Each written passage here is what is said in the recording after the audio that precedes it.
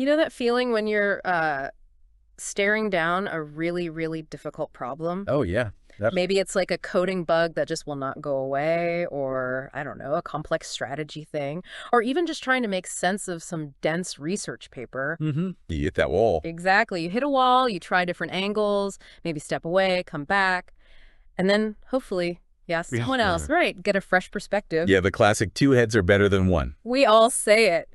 But here's the big question for AI. Can it do the same? Can these incredibly powerful models actually learn to collaborate, to brainstorm, refine solutions like a team of human experts? That's the core of it. Well, this deep dive is all about that, how cutting-edge research is making AI work together, literally forming a kind of collective intelligence. We're going to unpack some really fascinating new stuff in what's called inference time scaling for these big frontier AI models. Right. Our mission today, explore these new algorithms from Sakana AI, MCTS, and Multi-LLM, MCTS. We'll show you how they get multiple AIs cooperating, achieving some pretty surprising results, and really pushing the envelope on what single models can do. Yeah, the goal is you'll walk away understanding the why and the how behind this whole AI collaboration idea, not just the what. Exactly. And if we, zoom out a bit, this whole collective intelligence thing, it's not new for us humans, is it? Not at all. I mean, think about our biggest achievements. The Apollo program, putting people on the moon. Right. Or the internet itself, or mapping the human genome. None of those were some lone genius. No way. Massive teams. Massive collaborations. Diverse people, different skills, ideas clashing, knowledge building up over time. That is human collective intelligence. And the thinking now, which this research really backs up, is that the same idea holds true for AI. We see these amazing models, OpenAI's ChatGPT, Google's Gemini, DeepSeek. They're powerful alone, sure. Incredibly powerful. But, and this is key, each one has its own, let's say, personality, its own biases, its unique strengths, all based on its training data. That's right. One might be great at creative writing, another nails complex math, maybe another is brilliant at coding. They aren't clones. And what's so cool here is seeing those differences not as flaws, but as like valuable resources. Exactly. Precious resources, just like you'd build a dream team of human experts, right? Yeah. You want an engineer, maybe a designer, a strategist, people with different viewpoints. Yeah, you wouldn't want 5 engineers trying to design the user interface. Probably not. And the same logic applies here. AI systems can team up, pool their distinct smarts, and solve problems that would just, well, stump any single one of them alone. So that's the foundational idea, right? Yeah. Using these unique AI strengths for collective problem solving. Precisely. It suggests the next big leap isn't just bigger individual AI brains, but teaching them to actually work together effectively. Okay, so that brings us back to this term you mentioned, inference time scaling. Let's unpack that. What exactly does that mean? Right, inference time scaling, or you might hear test time scaling. It's basically about boosting an AI's performance on a tough problem after it's already been trained. Okay, so not retraining. No retraining, no changing the basic model. Instead, you strategically give it more compute resources at the moment it's trying to solve the problem, when it's doing the inference. Think of it like, less like sending a student back to school, and more like giving a bigger team more time, maybe better tools for a specific tricky project. That human parallel really works because when we face a tough problem, we do a few things, don't we? We might just think longer on our own, try to puzzle it out. But crucially, we also do that hands-on trial and error. We test things, refine them. Yeah, fiddle with it until it works. Or, like we said, we collaborate. And this research is so exciting because it's finding ways for AI to do those exact things in its own way. That's exactly right. And the thinking longer part, that's already been explored quite a bit. Things like OpenAI's O1 or O3 models or DeepSeek's R1, they use reinforcement learning, generate longer chains of thought. Right, letting the model sort of reason things out more internally. Yeah, basically giving it more internal steps, more time to refine before spitting out an answer. And that has given a real boost. But you're saying the missing piece, especially for really novel, tricky problems, has been effective trial and error for these LLMs. Yes, that's been the challenge. Think about a programmer debugging code. You write it, run it, find bugs, fix them. Sometimes you realize the whole approach is wrong and you have to scrap it and start over. That back and forth, the iteration. That iterative process testing, failing, learning, adapting, it's fundamental to how humans solve complex things. And getting LLMs to do that kind of flexible, adaptive trial and error effectively, that's been tough until now. That's really where this new algorithm comes in. Okay, so how did LLMs tackle problems before this? Well, there were mainly two ways, each with pros and cons. One was sort of going deeper, sequential refinement, meaning the LLM takes an initial idea and just keeps trying to improve that specific solution, refining it step by step. Okay, so optimizing one path. Right. Great for exploitation, for really digging into an idea if it's promising. But if that initial direction was flawed, You get stuck. you get stuck in what they call a local optimum. You can't easily jump out and find a totally different, maybe much better solution. And the other way. Was going wider. Repeated sampling. Instead of refining one idea, you just ask the LLM to generate many brand new solutions from the original prompt. Ah, okay. Leveraging that randomness, the fact it gives different answers. Exactly, leveraging its stochastic nature. Great for exploration, finding diverse starting points, avoiding getting stuck like before. Yeah. But it doesn't actually refine anything. Right, it's like just throwing darts, hoping one hits, not adjusting your aim based on where the last one landed. Perfect analogy.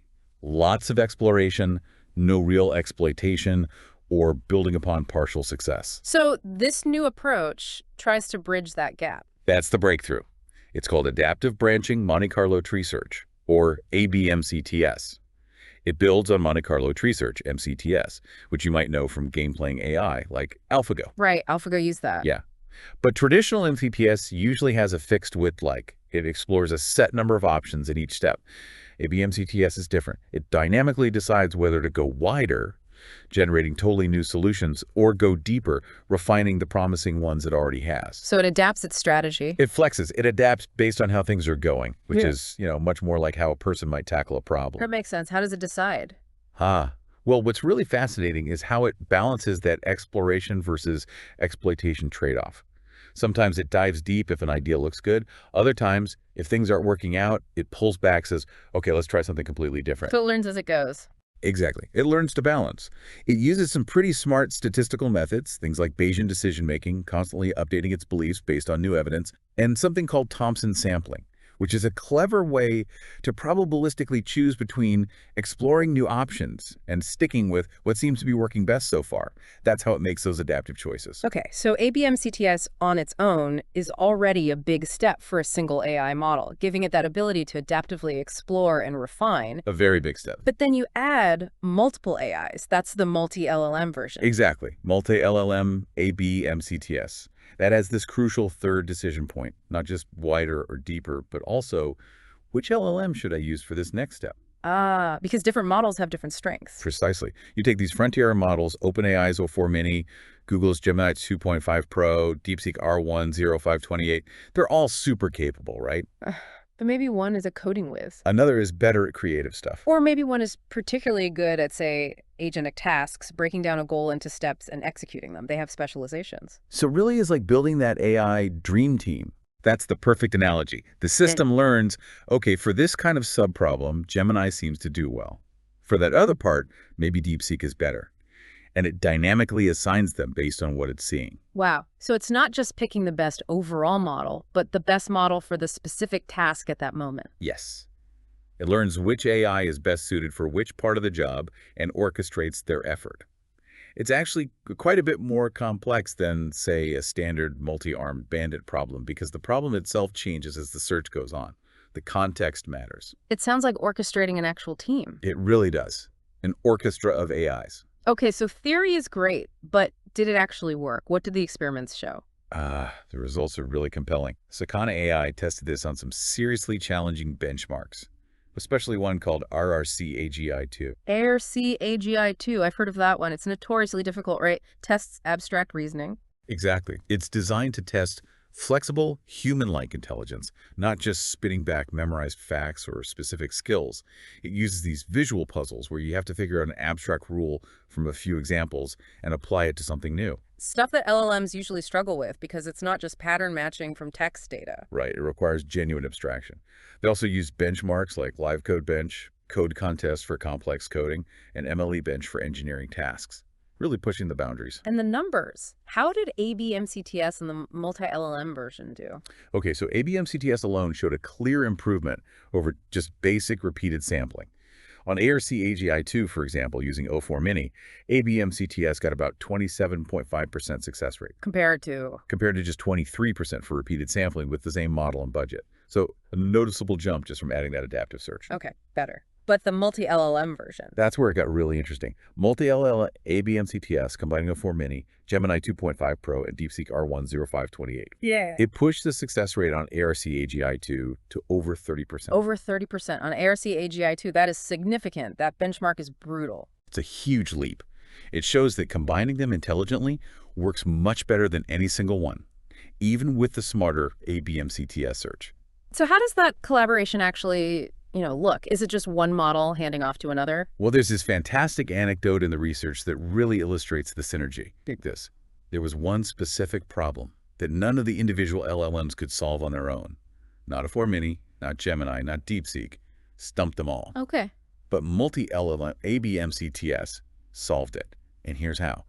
O4 Mini generated an initial solution, but it was wrong. Ah, okay, so a dead end. You'd think.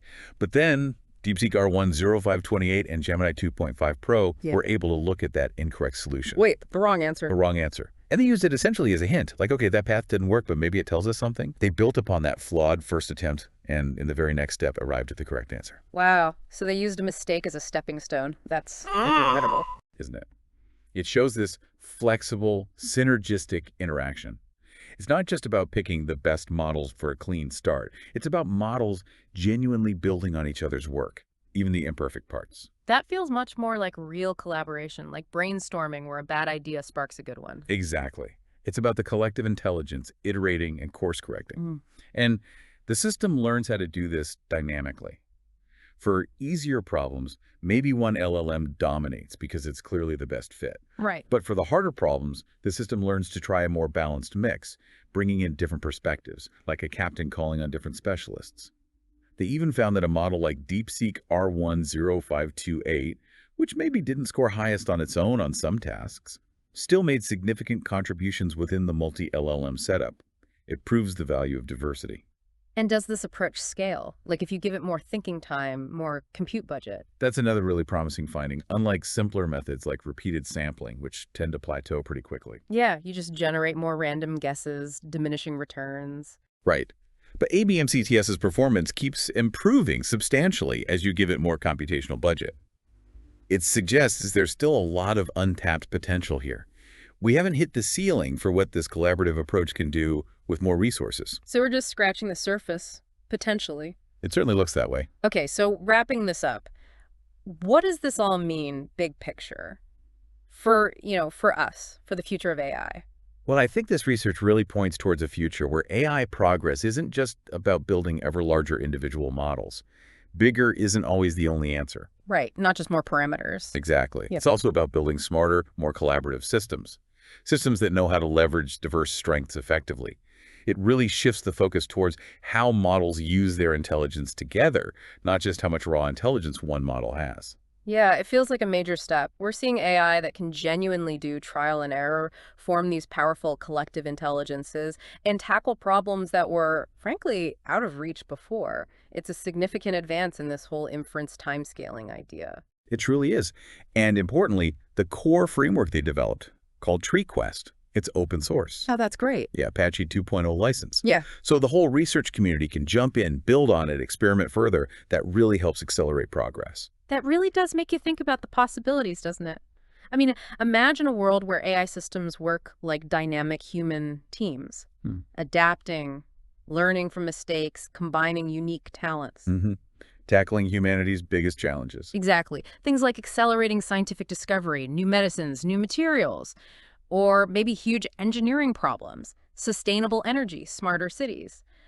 What problems that we currently think are unsolvable might suddenly become tractable for an AI dream team that truly knows how to collaborate? It opens up some pretty exciting possibilities, doesn't it? A future where AI collaboration unlocks solutions we haven't even conceived of yet. A really fascinating thought to